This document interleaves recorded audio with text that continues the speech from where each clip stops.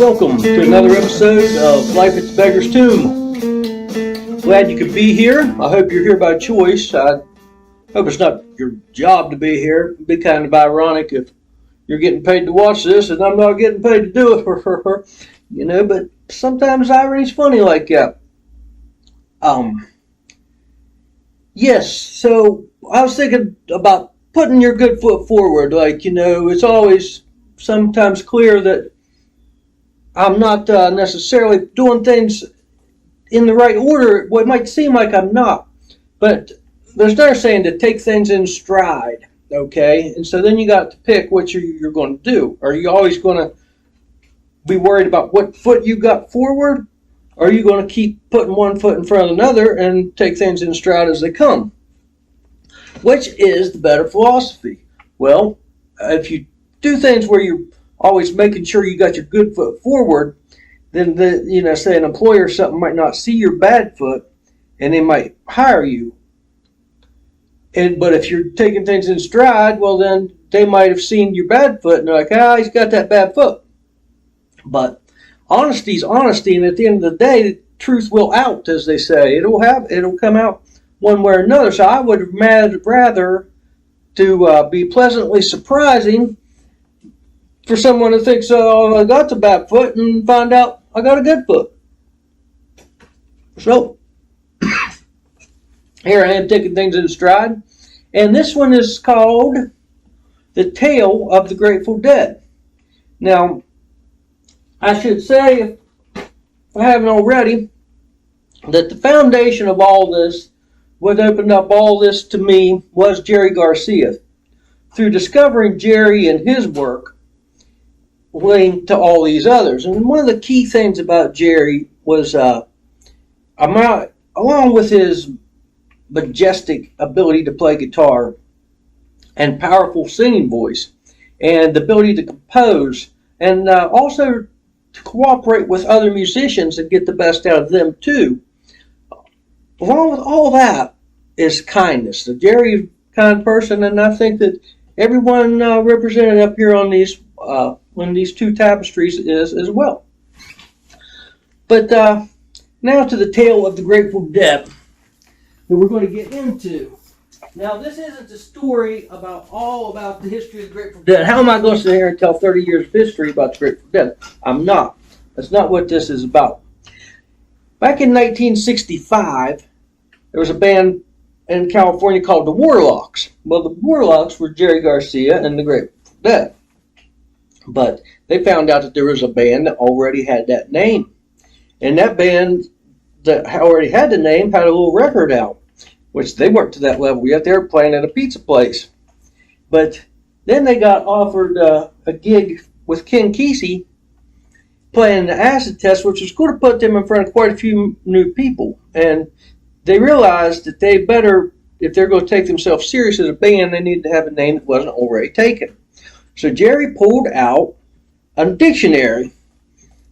I don't know what year it was. A dictionary. I think it was a Funkin' Wagnalls dictionary. I've heard before what year it was, but the numbers sometimes slip away if I don't write them down. And I don't have that number written down, so I'm not going to try and state what year that dictionary was. But I know it was 1965 when this event took place, because the very first show they played with the acid test and Ken Kesey was the first show they played as the Grateful Dead. But the way they got the name was opened up that dictionary, and the words jumped off the page because they were opening up the dictionary to look for a name. Well, the words that they opened up to were the Grateful Dead, and they jumped right off the page, and that's how they got their name. So the tale of the Grateful Dead is referring to why the Grateful Dead was already in the dictionary before there was a band named that. Well, the truth is, it was an old folk tale.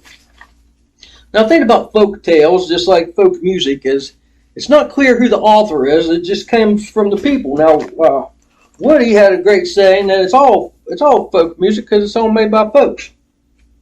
But the thing about a folk tale is the creator doesn't necessarily get credit for it. But the good thing about folk tales and folk songs is that they can be added to or taken away from if they don't necessarily belong to anybody. You're not hurting anybody's copyright. And the person that's going to put the time and effort in adding to it's probably going to be the person who deserves to be able to tell the tale. And in this case, well, I hope that you decide that it's the case, because here it goes. I'm going to tell it. Now, this tale hasn't been written down for a long time. Now, folk tales, another thing they have is adaptability. Like, the tale doesn't have to stay, and the song doesn't have to stay exactly the same, because the fact that it has adaptability allows it to stay fresh and new as time moves on. So here it is, serving it up fresh. There once lived a king, and he rose to power with wisdom and virtue. As he rose to power, he received added blessings of children. The queen gave birth to the first two rather early into his reign.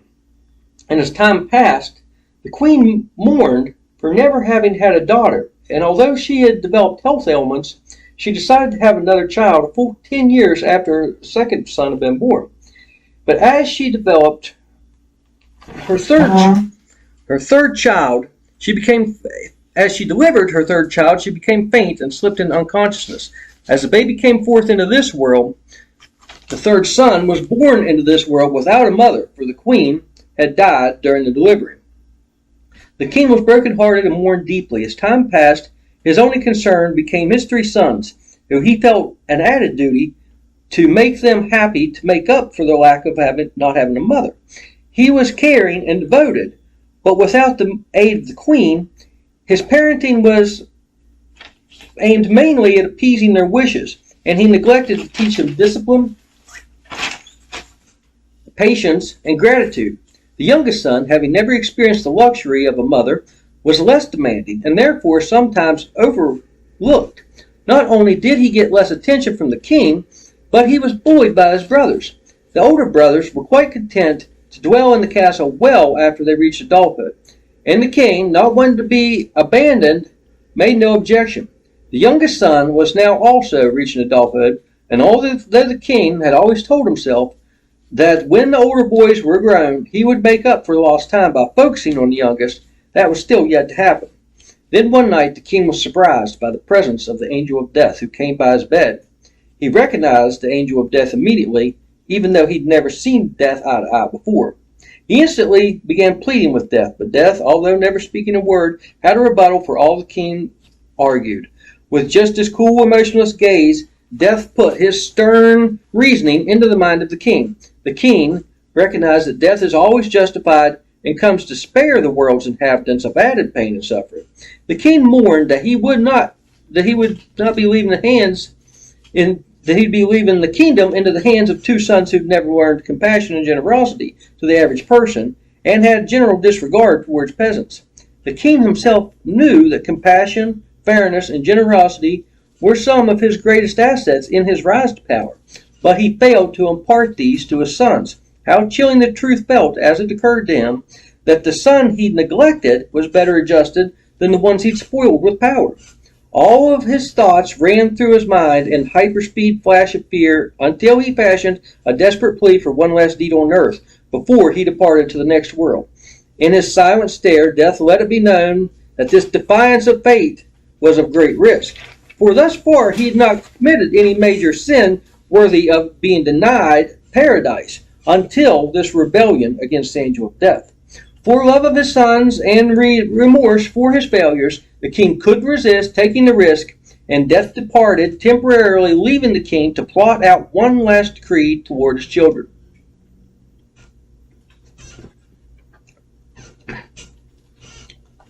The king knew that the kingdom would soon rebel against his sons after he was departed and would overthrow them. He also knew that the older sons would be brutal and oppressive to the youngest. The next morning, he gathered all the gold of his treasury, and he separated it into 3 equal bags.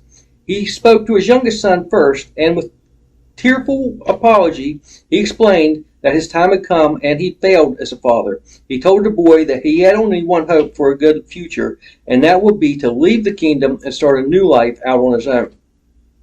He told him to leave at once before his brothers woke up and discovered he had a sack of gold. and plotted to rob him.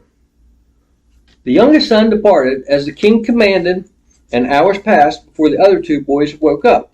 When at last they were up and alert, the king told them that his time had come, and he had one commandment they must obey, or else the kingdom would be lost forever. He gave them each their sack of gold, and said, "You must take very serious care and discretion as you go forth into the village, and find those who are truly the most needy and deserving of aid. For understand, boys, this is your one and only chance to gain the mercy and confidence of this kingdom. Otherwise, you will be in dire peril when I pass away. One more thing," he said, "go in opposite directions. So if one of you gets robbed, not all of the gold is going at once." So the first son departed to the east side of the village, and the second to the west. As the first son entered the village, he diverted his eyes from the sight of the peasants, and was too leery to even bid good day to one of them. As he became fearful, this caused the townfolk to look his way at his awkward behavior, which worsened as his fear worsened, and he sped up his pace to get past the villagers before anyone could even speak to him. But a wealthy, mischievous man recognized him to be the king's son. As was his nature, he jumped at an opportunity to perhaps swindle the foolish young man. He stepped in front of the son smoothly and cheerfully bid him good day. In his fine clothes and gentlemanly manner, he disarmed the first son, and the king's son replied good day back. "You look as though you're dealing with a predicament, and I would consider it an honor and a privilege to assist you if I can, if you care to share your dilemma with a fellow gentleman." The first son was so relieved to be speaking with someone of his social rank that he disclosed his whole mission, explaining, "I have no idea which of these peasants, if any of them, is worthy of anything. Dear boy, it is so fortunate we have crossed paths, for I have the resolute solution to not only your problem, but your father's as well. It so happens that I have access to a miracle elixir that will save your father's life." The king's son said, "I have this much gold, is it enough?" The man lifted the sack up and said, "Usually no, but for you, dear boy, I will make an exception. Now just wait right here, and I'll be back shortly." The man then proceeded to hurry home, jump in his wagon, and head out of town for a nice long luxury vacation. Meanwhile, on the west side of the village, the second son had been equally unable to bring himself down to the level of the common folk, and was ultimately also confronted by a tidy, upright, proper-speaking gent who asked about his purpose for walking around looking so worried. He explained eagerly and grateful to be speaking to someone of high enough intellect that it was worth spending his breath upon the conversation. After he'd said all he had to say and explained everything and his mission, the man spoke up. "Dear boy, that indeed is a dilemma, but I, good man, am an associate to the clergy of the church, and therefore I can not only sway the village to your favor and assure you protection from a revolt, but I can see to it that your father gets right into those pearly gates, VIP entrance, if you can make an appropriate donation." The second son presented his bag of loot. The man said, "Well, maybe not the VIP section, but we'll see he gets taken care of." "Great! Can you come back to the castle and tell my father the good news?" "Oh, dear boy, it's not I that will accompany you to the castle, but the chief holy man himself. Just wait right here, and I'll bring him to you in a jiffy." Then he too went home to prepare for a nice trip to tropical paradise. Meanwhile, the third son was approaching a different village 13 miles away. He too had been accosted by scoundrels out to swindle his loot along the roadway, but he was not so foolish, for he knew this gold would have to get him room and board for as long as it would take before he could find a profession. Now there was enough gold in the sack to buy a house, a horse, and a year's worth of food, as it had the same amount of value as the bags of gold his brothers had. But as he came to the edge of town, he discovered a dead man laying beside the road, with an empty beggar's cup in front of him. He was startled, and as uncomfortable as it was to remain beside the corpse, he waited to see if he could flag down a passerby to alert them of the dead body.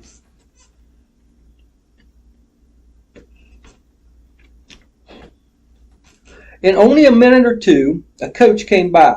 He began flapping his arms to get their attention. "What is it, lad? Be quick about it," the driver demanded, bothered to have been stopped. He said, "This body needs moved." "Moved to where?" "Well, wherever is not laying beside the road." The man laughed. "Not by me, it doesn't. Good luck with your dead weight there, lad." The next couple coaches didn't even bother to stop. Unlike his brothers, this third son didn't dress in fancy clothes. Plus, he'd managed to accumulate some dust by this point in the day, so he wasn't looking much different than the beggar himself. He had his gold sack wrapped up in a jacket so it wouldn't make him look like a target, and he tucked it under his arm and headed into town to tell the authorities. First, he went to the police. The police explained they were not in the business of serving and protecting the living. The dead were not under their obligation, although they still reserved some authority if the dead were to get unruly or present a nuisance. But added, if he stays to the side of the road and outside the village, he shouldn't be a problem. "So who can help me then?" the third son asked. "Help you what?" "Do something about the dead guy." So the policeman directed him to the funeral home. He was greeted at the door of the funeral home by a somber man with an upturned nose who gave a look to let it be known that there better be a good explanation from the dusty traveler to have come knocking.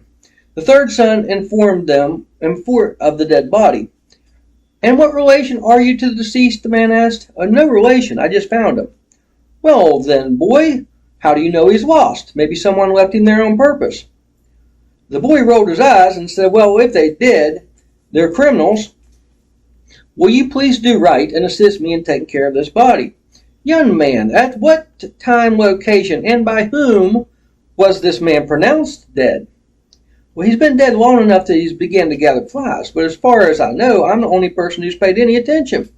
"Well then, young man, it sounds like first he needs to be seen by a doctor. But the doctor doesn't do home visits, and your friend better have insurance or he probably won't get penciled in for an in-office visit either." The third son removed the jacket from under his arm and pulled out the gold sack and said, "I will pay to get this taken care of." At this, the funeral director's eyes lit up and said, "Well, then, good boy, why didn't you say so? Follow me to my coach. We've got a funeral to attend." He first rode back to the police station and talked to the policeman privately away from this boy. The policeman got in the separate wagon and followed behind as they went to get the doctor. The funeral director and the policeman both went into the doctor's office while the king's son waited outside, and soon they were rolling again, now with 3 wagons in the road. Realizing they still weren't headed back towards the body, the young man asked, "Where are we going now?" "We have to go speak to the banker about a burial plot." You got to be able to buy a burial plot. There needs to be a burial plot. So after another stop at the bank, now the funeral director, the doctor, the policeman, and the banker were all wagoned up. "Now are we headed to go do something about this poor beggar's remains?" "Well, young man, unless you can dig with your hands, I think you're going to need to swing by the hardware store to get a shovel." As they pulled in front of the hardware store, the funeral director hurried in first to talk to the clerk. The third son found a spade and approached the counter. The price said 1 gold coin, so he dug 1 coin out of the sack. "That's a gardening spade, dear boy. It's not authorized for use on the dearly departed." "Give me a break. It's fine." "It's flat out disrespectful. Just do what's right, young man. Mind yourself and be patient, and we will guide you through this process correctly." The hardware store owner proceeded to point to the spade, and then he painted it silver, and then charged the third son 5 gold coins. "Now are we ready?" he demanded. "Only if you and your departed friend are ungodly men with no regard for the human soul." The young man was too fed up to even roll his eyes in protest, so they went and picked up the preacher. The third son looked around at the funeral director, the cop, the doctor, the banker, and now the preacher, but he was wondering why the hardware store guide came along too. So he asked him, "Are you just coming out of boredom or curiosity?" I'm coming because you've got my one and only burial spade, and it's going to be in use. You mean my burial spade? I bought it for 5 gold coins. You wish that was a renter's fee. And the whole digging fee? The king's son asked in hopes that the hardware store guy was planning on doing this digging. No, just renter's fee. You get to dig for free, providing you don't chip any of that silver paint off, or else there will be an added fee. Alas, the wagon train rolled up to the now stinking corpse. The third son unloaded from the funeral director's wagon. Everyone else stayed put. So is anyone going to help me load him? Load him? For God's sakes, he's not getting into any of these wagons, they declared. Well, where's this burial plot I'm buying? The banker held out a notepad and was jotting something down and said, Right there will do. I'm drafting the deed right now. They tossed him the spade. The preacher said a prayer for the third son to be forgiven for associating with dead beggars. The policeman ordered him to stop digging because it was time for everyone to go home for dinner. The funeral director tossed him 2 sticks and a string and said, Make your friend a grave marker, and proceeded to add that to the bill. And finally, after rolling the corpse into the hole and covering it up, the funeral director said, That's a wrap, gentlemen. Well, young man, hand it over. How much? He asked, reaching in for a sack of gold. How much? For 5 wagon rides, funeral service, burial plot, grave marker, funeral spade rental, and a fee for chipping the silver paint, a donation to the church, and a citation for not digging that hole deep enough. The third son knew that they were just going to take it all, and he just tossed him the sack. He began walking back towards his father's kingdom. This ordeal had made him think about his father, and he couldn't stand not being there for him as he died. He couldn't let him die alone like that poor beggar had.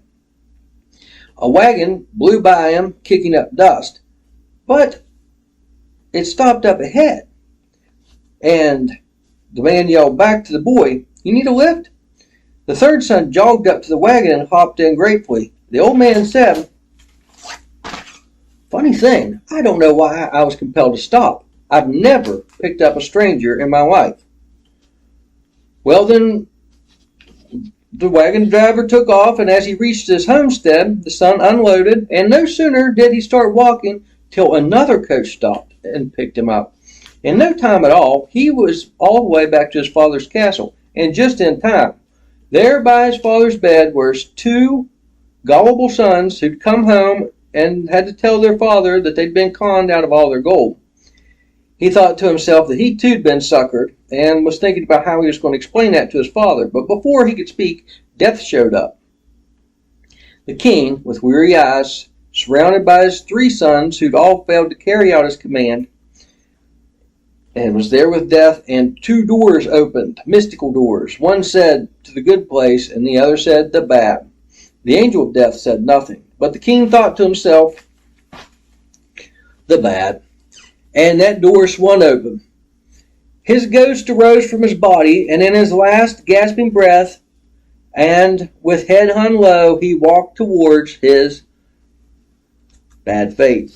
Suddenly, a third door swung open in between the 2, and the ghost of the beggar popped into the room and said, Whoa, your highness, not so fast. Even death looked shocked. The beggar explained, It was your wish for one of your boys to learn that kindness, compassion, and generosity is the foundation of leadership and any kingdom that deserves to last. And behold, your son has triumphed. The 2 older boys looked at each other in confusion. Now Death, who had never spoke until this very moment, burst forth in protest. But he didn't do any deed for the living. He spent his gold to bury a dead beggar.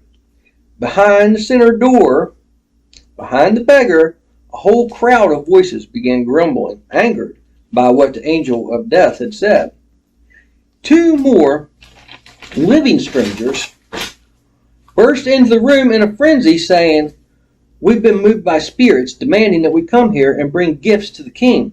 The angel of death, now embittered, said, There is no king here. The king is dead, and his sons are failures. The beggar declared, Well, I have a whole kingdom of souls behind me that beg to differ, Angel. So unless you're as crooked as some of these money-grubbing snakes in this living realm, you need to respect the king and his sons and respect that they have triumphed. And all truth seekers know that good deeds and kindness bridge over the bad realm, even in death. The angel of death began to throw a little hissy fit, saying, But, his kindness was to someone who was already dead. The beggar declared, Kindness begets kings, and this king begat a doer of kindness. The Father and the Son have triumphed over you, Death. Death shouted, There is no way I will open the door to the good place for this man. The condition of that was that one of his sons must be fit to reign. Once again, the crowd behind the center door got louder, and they started chanting, Long be the king! Long be the king! The angel of death, in despair, said, Fine then. If the boy has proven himself to be a king to a bunch of angry dead, then let him go there and be their king. That is the only way that his father can enter the good place. The ghost of the father looked to his son and said to the angel of death, Nay, for my son has a life yet to live. And if it's the door you tend to as the good place is operated by someone who would take away my son's life because you're a sore loser, I don't care to go there anyway. Fine then, the angel of death shouted, then go to the bad place. And that door opened, but then suddenly closed with a thud, for an arrow had struck the door shut. Then another arrow struck the knob and knocked it off. It was fired by one of the two strangers who had been brought to the castle under the compulsion of spirits to bring gifts. The man rushed to the king and handed him a bow and a bundle of arrows. A gift to you, your highness. It hits whatever it's aimed at. Immediately after, the second stranger presented a flute to the ghost of the king and said, Whenever it's played, it always makes new music, even out of old songs. It has the power to make anyone dance. Behind the beggar, from the center door, the crowd chanted, yet louder, Long be the king! Long be the king! The king looked at the beggar with a look of acknowledgement as he put the flute in with the bundle of arrows and put the bundle and the arrows and the bow over his shoulder. Your kingdom awaits you, your highness, the beggar said. The center door swung wide open as 40,000 joyous souls cheered, Long be the king! The beggar declared, Behold the grateful dead, a kingdom devoted to assist the living to bridge across bad places. The king and the beggar stepped through the door, and with the roar of joyous army of souls, the door shut behind them. The two gift-bearing strangers had already departed without even a goodbye. All that was left in the room was the angel of death and the three sons. Death was pacing around, having trouble dealing with the fact he was going to leave this realm of the living without his catch. He snorted quietly as he turned to the knob of the door. Stupidest crap I ever saw. But as the doorknob twisted on the good door, the bad door opened instead. And a force like suction or gravity began drawing him towards the bad door. He was whimpering and struggling to try and get free from the force. Now the three sons were not affected by the supernatural force of gravity. It apparently only pertained to paranormal entities. As the angel of death whimpered and struggled towards the bad place, the oldest son said, Is he crying? The middle son laughed. Oh my God, he is crying. Death, now embarrassed with a tear on his cheek, shot the boys one last pitiful look, hoping for sympathy, and then was sucked away to the bad place. And so it was, the three sons were left to try and handle the kingdom without their pop. They had fortunately learned a lot of lessons that should help them do right. Nonetheless, they're going to need all the help they can get from the Grateful Dead. So that's the tale of the Grateful Dead. Glad you made it. Hope you have a good one. Good stuff, good things, good places, and good night.